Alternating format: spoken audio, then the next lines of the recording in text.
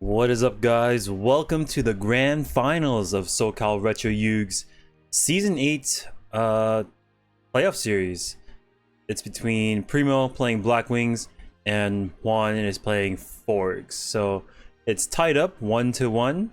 And now this is for all the marbles. This is for the championship title, the Caius Cup.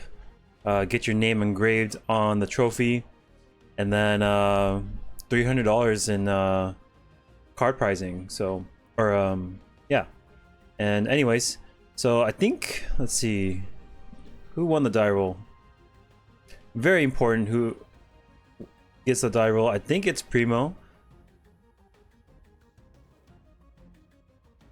Yeah, I remember watching this 9 months ago.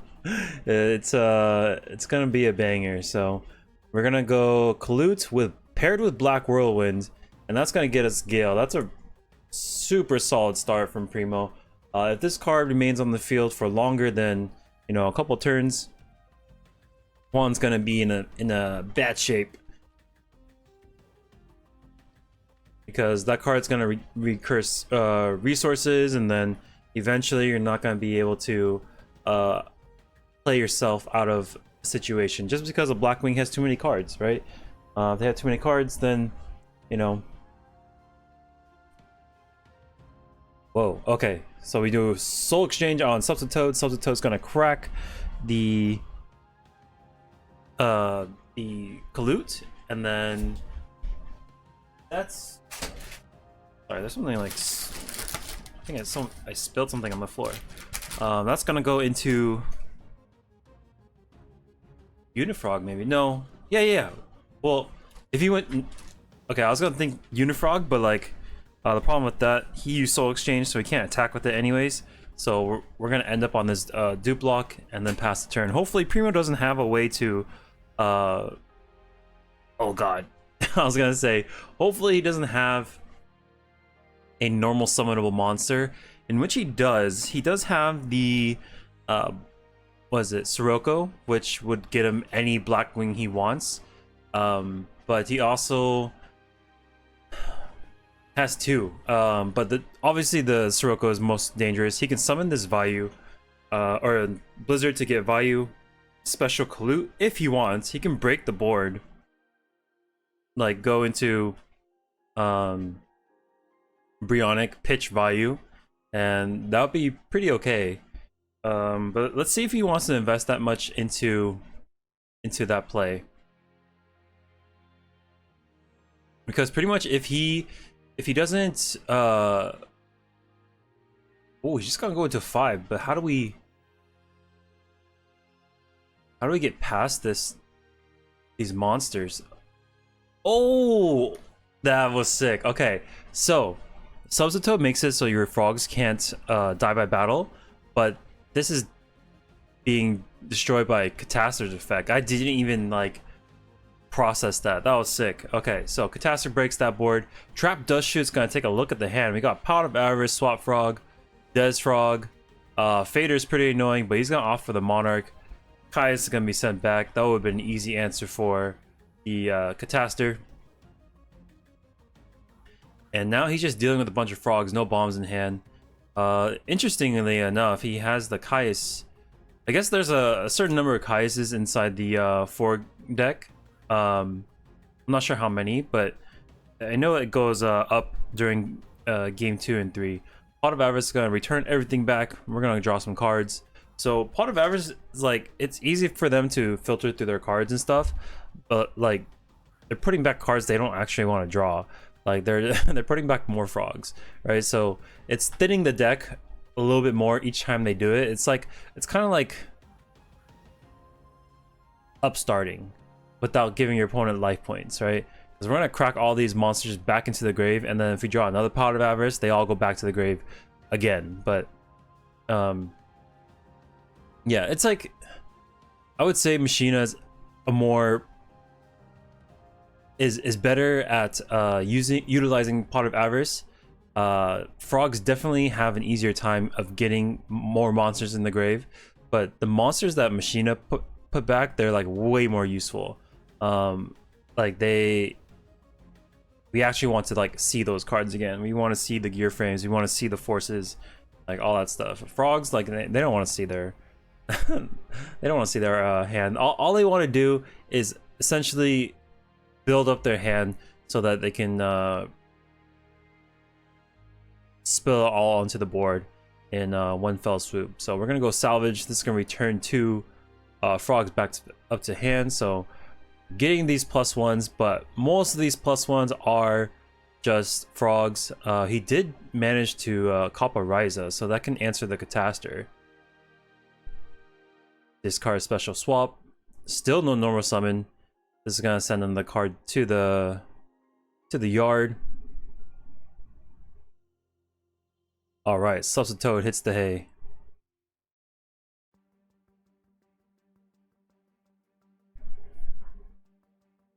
Okay, crack. Unifrog, that is the piece we need to break that whirlwind. Attack for 400. Sick. Whirlwind goes down. There's like no world where he does not pop that whirlwind. If you see whirlwind and you're not destroying it, then you're gonna be in for a bad time. That card is that powerful. Got 2 Darks Engrave, 1 more. We'll add a 3rd Dark, and then Dark Arm will be live. But we did take a look at Primo's hand. And when we saw it, there was not a Dark Arm in it. But we go Ryza, send back the Catastor, and now we're in a pretty good spot because we're dupe locked. We killed the Catastor that popped our lock. Yeah, that Catastor into Dupe Frog was pretty cool. I didn't see that.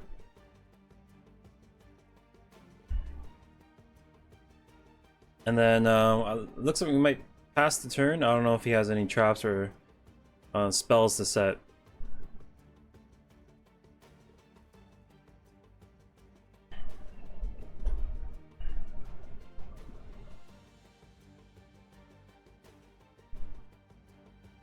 Okay, crack Substitute. That will let us go into Swap Frog, and he can.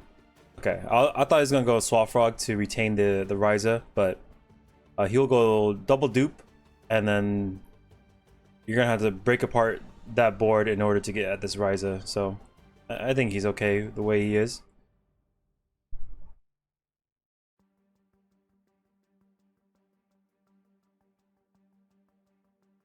Got Fader and a bunch of frogs in hand. That is his only Monarch. Does he have another play besides this? It might be Primo's turn now. It looks like it is.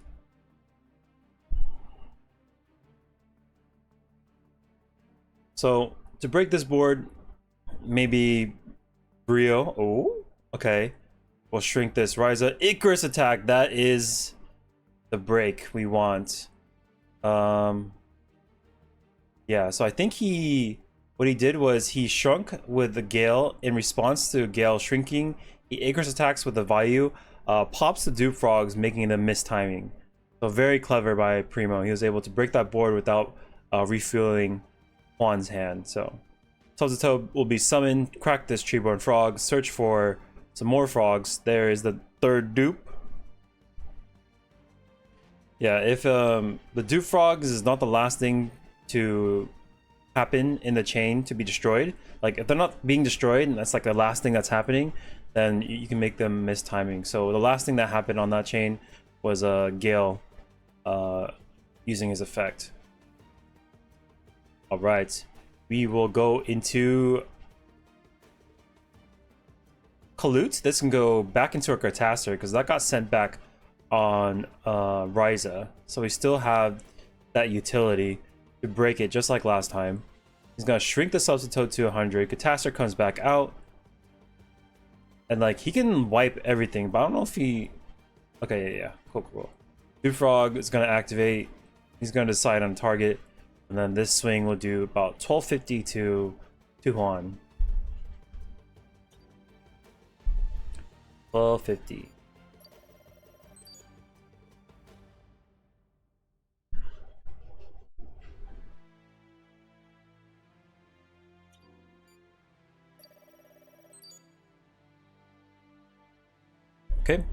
Toad goes down.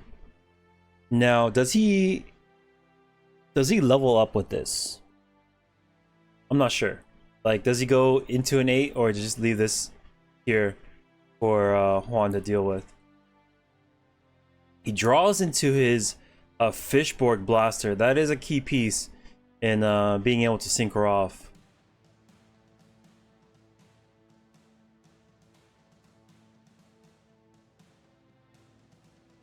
Yeah, you only can access that Fishborg Blaster by 1-for-1ing or by just drawing it to hand. So they don't really make those plays until they are able to add it to hand.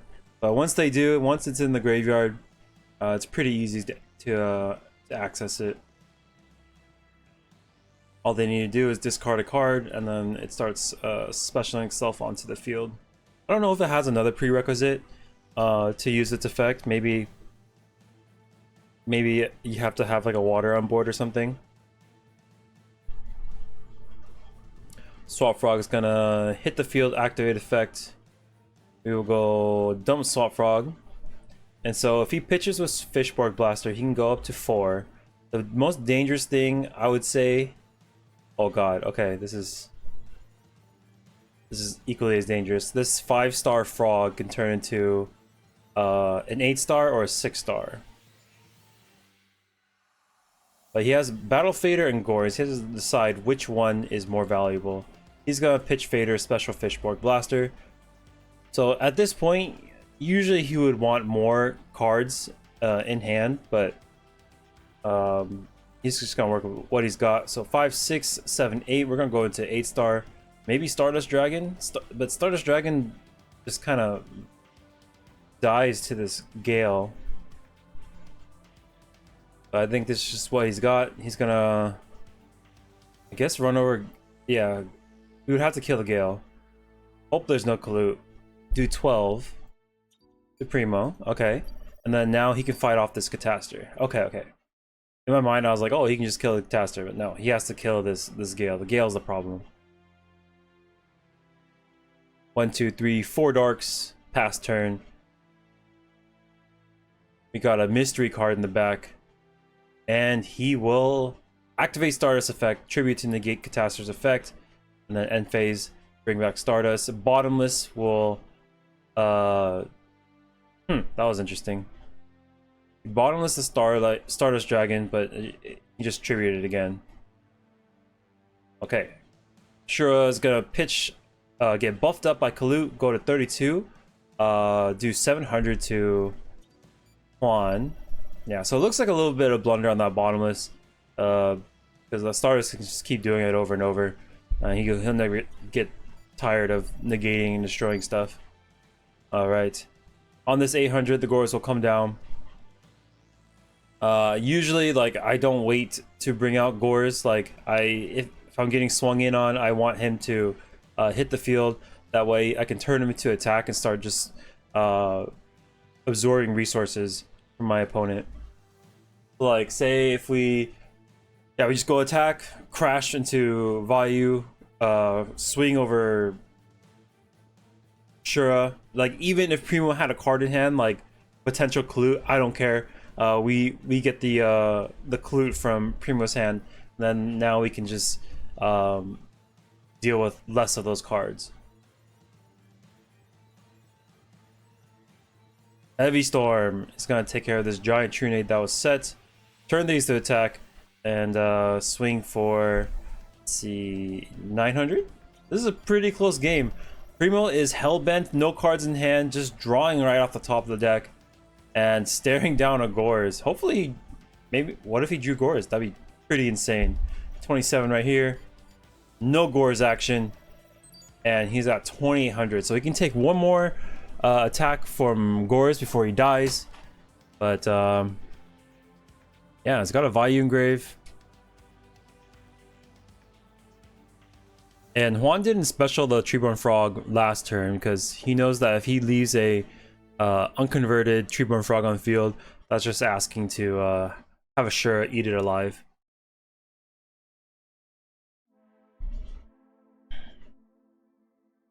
Right, set and pass. Hopefully that's like a Sirocco maybe. Oh, he can go Dark End, right? It's just tuner plus Dark Monster? Or does the tuner have to be dark too? I'm not sure. I'm curious.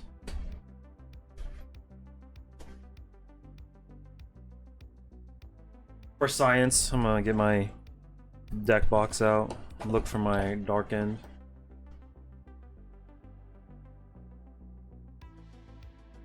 Okay, let me go to the 8 stars. 1 tuner, 1 non-tuner Dark Monster. So he can. But what happened? Did he just like summon Sangan? Okay, he just summoned Sangan. Takes 200 off this hit. Because Sangan was too weak for the Shura, and then the Gores will run over that Shura. Oh, he can't special Fishborg because I think he needs a water on field, so that play wouldn't have worked anyway. So he just normal summons the Sangan, runs it over, and then eventually got there. So one more game, that's all that Juan needs to become Season 8 champion. Let's see if Primo can bring it back. He gets to go first again, once again. Hopefully this game 2 turns out a lot better for him. Swap Frog's gonna check. It is a value. Ooh, okay. Was that 1, 2, 3, 4, 5, 6? Yeah. Wait. Okay, so he did it during his turn. We're gonna return the Ryza. Everything else is what? DD Crow, Swap Frog, face down. I didn't quite catch the face down, but I'm sure Primo remembers it.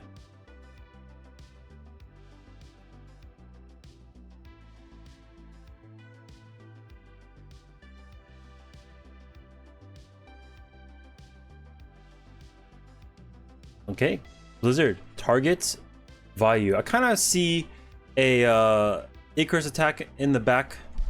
That's kind of what I'm reading. Just because we had that set value, set 2 cards from last turn, but oh, deck Devi. Okay, MST will take care of it. That deck Devi goes off, we're in huge trouble. But there's no 2K Dark to be seen. Got Sangan, Swap Frog, Frog Hoppin. No way to get 2 bodies. The only way he can get second body is just by setting.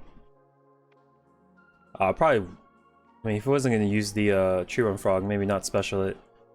Alright. Now he knows to go for the Tree Run Frog, because that is no information for the Shura. And special Gale. He's going to add on the pressure. Swing with Shura over this Tree Run Frog. Shuras love Tree Run Frog. It's one of its favorite foods. Shura food, if you will. Special Klute. And then the other set is a Sangan. Let's see if Primo tests the water. He rams his head in. It is Sangan. All right, success. Now that will fetch potentially. Okay, he goes for a Sozatoad.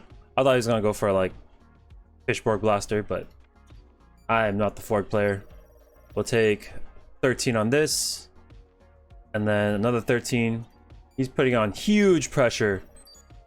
Main phase 2, Synchro into.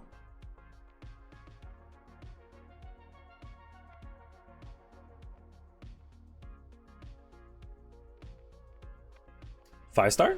Ooh, yeah, he liked the feel of the Catastor. I totally thought he was gonna go into Catastor. All right, Android, I guess. Plus 600. He did manage to pick apart the Ryza for Trap Dust Shoot. This substitute will crack for a swap frog, pitch a monster, crack that one, and then maybe go into another sub dupe block. Oh, okay, Pot of Avarice. Send everything back. Send it all back.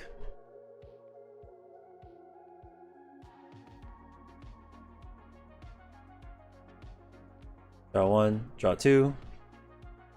Crack this.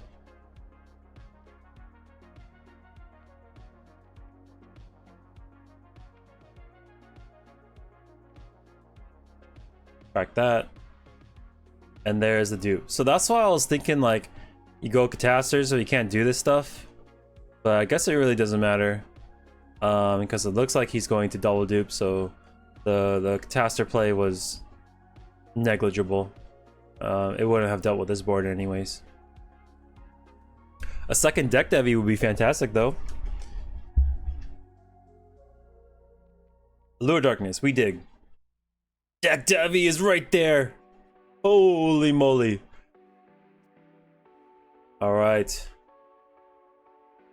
Summon. Go into Shura. And then we can go up to Brio if we want. Like, we don't want to use all these cards in hand to break this lock. Like, at least I don't. Oh, he does! He goes for it! Oh, he's at 41, so he's banking all this with no Fader, no Gores in hand to stop him. Primo ties it up 1-1. This is the last game of Season 8, the Grand Finals, the final game for all the marbles. And this time Juan gets to go first. Set 1, not the best start. Usually you want to be like doing, you know, the whole frog thing. Ooh, doesn't want to take any damage. Raigeki breaks the Shura. Yeah, it doesn't have access to Swap Frog. Double Legacy Yatagarasu draws 2? That is disgusting. That is Omega value right there. So now the rest of for the rest of the game, Primo's spells and traps are safe. His whirlwinds are safe. He's applying all this pressure onto the board. Maybe we sync up into even more, but yeah. He's gonna Fader. So at this point, Juan's like stalling for his life. He is clinging on for dear life, holding on to anything. Like the Swap Frog, I think mathematically, from what I heard, is they can open up with that card like at like a 70% chance, an insane chance. But he does draw 1 for 1. There is the Swap Frog, and then he's gonna be able to crack all these monsters and maybe go into a lock. Yes. Yes, he can.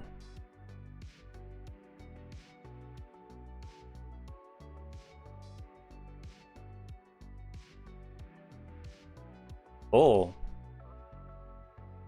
I think they're going to turns too. I saw the marble ping up. I know this match went for a really long time, but at Season 8 we were still doing turns. As of Season 11 we took away turns. It was taking too long to finish games. Like 5 turns can go for like 15-20 minutes, I kid you not, and like we would be there until like 11:30, and then the employees would be like really sad because you know they want to go home. They've been there all day, right? And like, yeah, we love Yu-Gi-Oh, but at the same time we want to go home too. Like, all right, Swap Frog is gonna swap its place for a Caius. Caius will burn Primo for 1,000.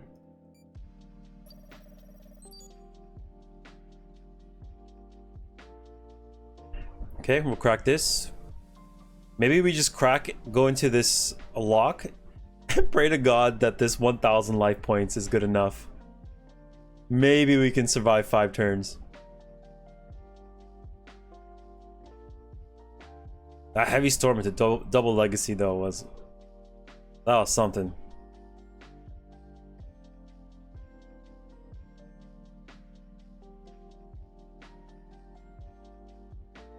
Okay, we got a Bora. Can we? I think this is a turn 1. So I saw the dice come up, which the first dice would be 0, and then maybe we go into turn 1, right here. But yeah, because even if it's like, even if no one's waiting, like we're still gonna do 45 minutes. Like we wouldn't change anything. 800 is gonna break this lock. What do we target? The dupe. The dupe is 2. Sub is 1. Give me the dupe. Give me the dupe. And then we gotta be able to convert this card. Special Bora. Okay. Set this dude to attack. Swing. Swing with for 11 because we go to 31. We go 100 right here with dupe, and then 17 with Shura. Sets 1, passes right back. Treeborn Frog will get picked from the air with DD Crow, and then we just gotta T set and pass. This is 0, 1, 2, 3, turn 3. Heavy Storm will be activated. I think that was a pro set heavy. Raigeki Break will be used to ping down one of these monsters. Can Primo get over this card? He's in a good position. He's 1100 more than his opponent. Turn 4, and then that will seal the deal. That was a, yeah. So turn 0, 1, 2, 3, 4, and then whatever card he drew, it didn't matter because it'll pass over to Primo, and he becomes the champion. So it's unfortunate that the games go into time, but with a deck like Forgs, a lot of the process takes a while to do. Searching, dumping, pot of averaging everything back, doing it over and over and over again. Like it takes time. So games like this tend to drag on like this. But Primo is your Season 8 champion. Congratulations to him. I hope you guys had a fun time watching the rest of these games. I had a few of the games months ago, so I compiled all of them into one playlist. So if you want to check it all out, the status of the games are all posted on there, like who's X1, who's undefeated, you know, etc. But I finally have all of the pieces put together for Season 8. I know a lot of the players wanted to see the end of this tournament. Some people weren't there to see it, and yeah, congratulations to Primo. He's your 2-time champion, almost catching up to Paul. Paul's a 3-time champion, so out of 11 seasons, he's won 3. Primo has won 2. That's nearly 50% with just 2 players, which is pretty insane. But yeah, anyways, thank you so much for watching. Make sure to hit that subscribe button if you like the videos, and then I'll catch you on the next one. Peace.